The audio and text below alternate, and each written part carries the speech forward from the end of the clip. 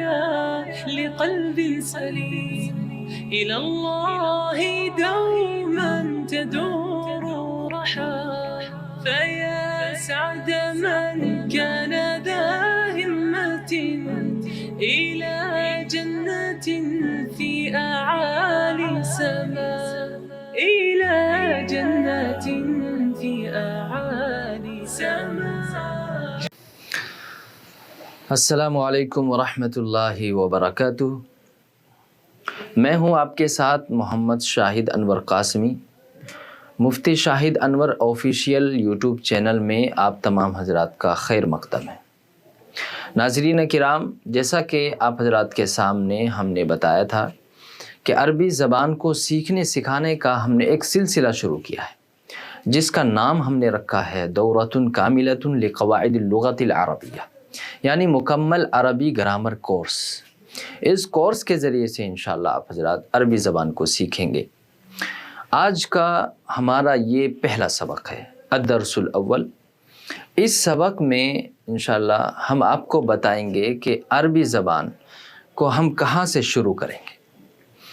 تو آج کے سبق میں کچھ نہیں کرنا ہے. آج کا سبق انتہائی آسان ہے اور اس سبق میں نہ کچھ یاد کرنا ہے، نہ کسی لفظ کو رٹنا ہے، نہ اس کے میننگ یاد کرنا ہے.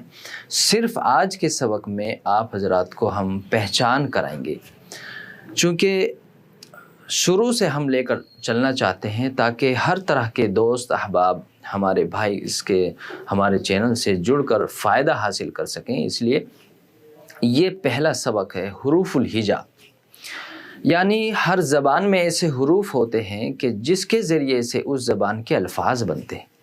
اگر کسی زبان سے وہ حروف نکال دیے جائیں تو وہ سارے کلمات ختم ہو جائیں گے.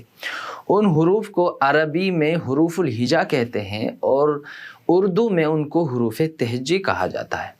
اور ایسے حروف عربی زبان میں 28 حروف ہیں جن کو حروف الہجا کہتے ہیں، جو آپ حضرات کے سامنے یہ آپ بورڈ پر دیکھ سکتے ہیں. حروف الہجا الف سے شروع ہوتا ہے اور وہ یا پر ختم ہو جاتا ہے.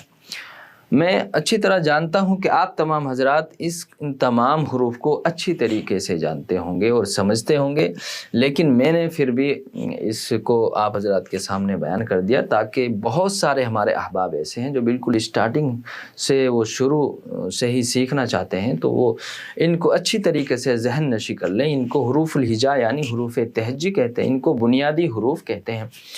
جب یہ الگ الگ لکھے جاتے ہیں تو ان کی شکلیں الگ ہوتی ہیں، یعنی جس طریقے سے آپ دیکھ رہے ہیں الف با تا سا جیم ہا خا دال دال سین شین صاد ضاد طوا ظوا عین غین فا قاف کاف لام میم نون واو ہا یا. تو یہ 28 حروف ہیں اور یہ مفردات ہیں، یعنی الگ الگ لکھے ہوئے ہیں تو ان کی شکلیں اس طرح ہوتی ہیں. اور جب ان کو جوڑ کر جملہ یہ کلمہ بنایا جاتا ہے تو پھر ان کی شکل میں تھوڑی بہت تبدیلی آ جاتی ہے. تو ان تمام حروف کو آپ کو اپنے ذہن میں رکھنا ہے کہ یہ حروف الہجا ہیں. عربی کے 28 حروف ہیں. تو ناظرین، آپ نے حروف الہجا کو پہچان لیا ہوگا. اب حروف الہجا ہی کی طرح ایک اہم بات اور ہے کہ آپ کو حرکات کی پہچان کرنی ہے. حرکات، جب تک آپ حرکات کی پہچان نہیں کریں گے تو اس وقت تک آپ کسی بھی لفظ کو پڑھ نہیں سکتے ہیں. تو اس لیے آئیے سب سے پہلے حرکات کو پہچان لیتے ہیں. آپ دیکھ رہے ہیں یہ لکیر کے اوپر جو یہ ایک لمبی لکیر ہے، اس کو عربی میں الفتحۃ کہا جاتا ہے. الفتحۃ. اور اسی طریقے سے یہ جو نیچے لکیر ہے اس کو عربی میں الکسرۃ کہا جاتا ہے. اور یہ جو اوپر گول شکل کا دائرہ بنا ہوا ہے اس کو عربی میں الضمۃ کہا جاتا ہے. اور اس کو اردو میں زبر کہتے ہیں اور اس کو اردو میں کسرہ کو اردو میں زیر کہتے ہیں اور ضمہ کو اردو میں پیش کہتے ہیں. یہ بہت اہم چیزیں ہیں ان کے بغیر کوئی بھی لفظ نہیں پڑھا جا سکتا۔ تو یہ جو اردو میں یہ جو لکیر ہے، جب یہ کسی حرف کے اوپر لکھی دیکھیں گے آپ، تو عربی میں اس کو الفتحہ کہیں گے اور اردو میں اس کو زبر کہیں گے۔ اور اگر کسی حرف کے نیچے آپ اس طرح لکیر لکھی ہوئی دیکھیں گے تو اس کو عربی میں الکسرۃ کہیں گے اور اردو میں اس کو زیر کہتے ہیں۔ اسی طریقے سے اگر کسی حرف کے اوپر آپ اس طرح گول شکل کا دائرہ سا بنا ہوا لمبا سا دیکھیں گے تو اس کو عربی میں الضمۃ کہیں گے اور اردو میں اس کو پیش کہیں گے، اور ان تینوں کو عربی میں حرکات کہتے ہیں اور اردو میں بھی حرکات کہتے ہیں۔ اسی طریقے سے کبھی آپ حرف کے اوپر دو لکیریں دیکھیں گے ایک ساتھ، جس طرح یہ زبر ہے تو اسی طریقے سے دو اوپر نیچے لکیریں دیکھیں گے، اس کو عربی میں تنوین کہتے ہیں، التنوین۔ اسی طریقے سے کبھی وہ حرف کے نیچے ہوتی ہیں دو، اور اسی طریقے سے کبھی وہ گول دو نشان اوپر ہوتے ہیں۔ تو اگر کہیں آپ ان تینوں میں سے کوئی ایک چیز دیکھیں تو اس کو التنوین عربی میں کہیں گے اور اردو میں بھی تنوین ہی کہا جاتا ہے۔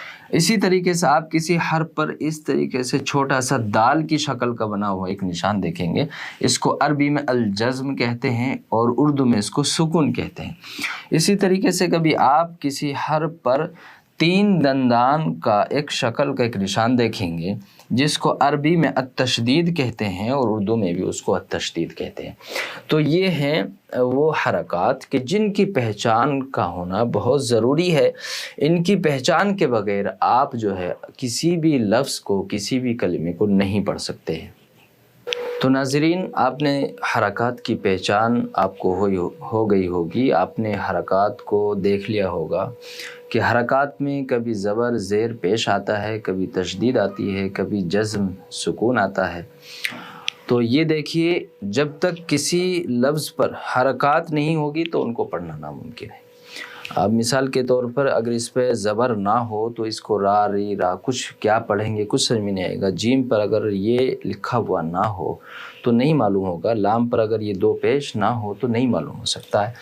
تو را پر زبر ہے، اس کو عربی میں الفتحہ کہتے ہیں، اور جس حرف پر زبر ہوتا ہے اس کو عربی میں مفتوح کہتے ہیں۔ اسی طریقے سے جیم پر پیش ہے، عربی میں اس کو الضمہ کہتے ہیں، اور جس حرف پر پیش ہوتا ہے اس کو عربی میں مضموم کہتے ہیں۔ اسی طریقے سے جس حرف پر زیر ہو اس کو زیر کو الکسرۃ کہتے ہیں اور حرف کو مکسور کہتے ہیں، اور دو اگر لکیر چھوٹی ہو اس کو تنوین کہا جاتا ہے۔ اگر تنوین والے حرف کو منون کہتے ہیں۔ اسی طریقے سے یہ سین ہے، اس پر الجزم ہے، تو جزم اسے گول جو ہے یہ دال کی شکل کا جو ہوتا ہے اس کو جزم کہتے ہیں، اور جس حرف پر جزم ہو اس کو مجزوم کہا جاتا ہے۔ اسی طریقے سے جس حرف پر یہ 3 دندان کی شکل کا نشان بنا ہوتا ہے اس کو تشدید کہتے ہیں، اور اس حرف کو مشدد کہا جاتا ہے۔ تو یہ حرکات کا جاننا اور ان کا پہچاننا بہت ضروری ہے۔ جس طریقے سے الفابیٹ کے بغیر ہم کسی بھی زبان کو نہیں سیکھ سکتے، اسی طریقے سے حرکات کے بغیر ہم کسی بھی حرف کو، کسی بھی لفظ کو، کسی بھی کلمے کو نہیں پڑھ سکتے۔ تو آج کے سبق میں صرف اتنا آپ حضرات کو جاننا ہے اور سمجھنا ہے کہ حروف الہجا کسے کہتے ہیں، ان کی پہچان کیا ہے، وہ کس طرح لکھے جاتے ہیں، اور کسی کلمے پر اور حرف پر جو چھوٹے چھوٹے نشان ہوتے ہیں اوپر نیچے، تو ان کو حرکات کہا جاتا ہے۔ ان کی یہ کئی ساری شکلیں ہیں، کوئی زبر ہوتا ہے، کوئی تنوین ہوتا ہے، کوئی زیر، کوئی پیش ہوتا ہے، اور کوئی تشدید ہوتا ہے، کوئی سکون ہوتا ہے۔ 2 چیزوں کا آج آپ حضرات کو اس کی پہچان کرنی ہے، اور اس کے علاوہ آپ کچھ نہیں کرنا ہے۔ اب آپ سے اجازت چاہتے ہیں، انشاءاللہ پھر ملیں گے۔ السلام علیکم ورحمۃ اللہ وبرکاتہ۔ سعد من كان ذا همة إلى جنة